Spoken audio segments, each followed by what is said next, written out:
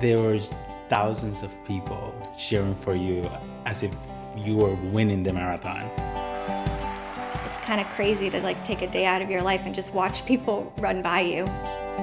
I don't usually take food from strangers on the side of the road, but I took pretzels and juice and oranges.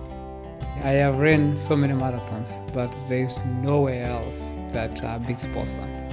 You know, you go to Chicago. Chicago, yes, they have big crowds, but they don't have loud crowds like Boston.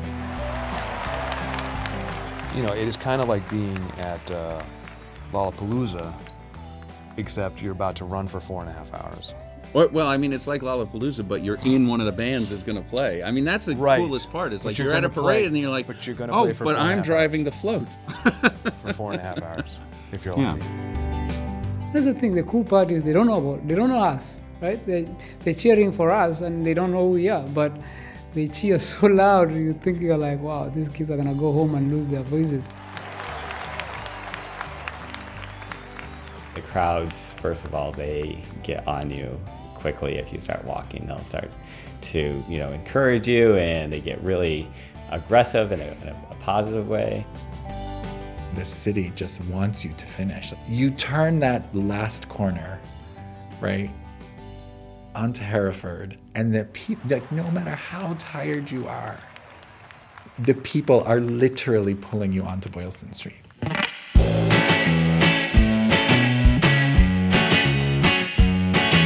When you turn that corner, it's like the parting of the Red Sea, because there's so many people there and everybody's watching you and cheering you, and you want to not walk through, you want to blast through that finish line. The only thing I could think of is just like to cross that finish, give it all out there, and just like go home feeling like I did everything I could. Oh my God, I get the goosebumps. Like, I mean, it's just one of those things that thinking that I was in that finish line many times, looking at these people finishing the marathon, and just to think, I'm even getting emotional. It's just to think that that I was finishing, it was just such an accomplishment. When you cross the finish line, you're kind of a little sad. It's bittersweet because you're kind of like, well, now what do I do?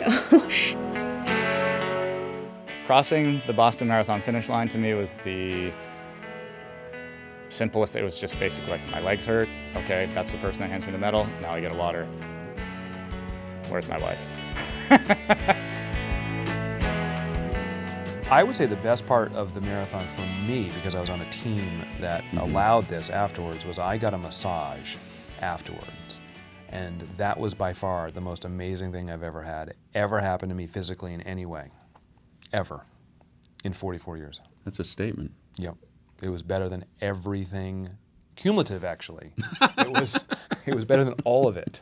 But it was great just to lay back and just, this person knew what they were doing, and it was phenomenal, because I had been standing up for a long time. Well, for me, it was seeing people I knew, friends and family along the route. I've had a massage.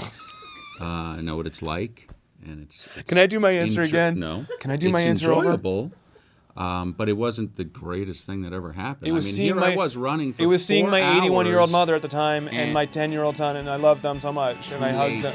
No, I hugged them. too late.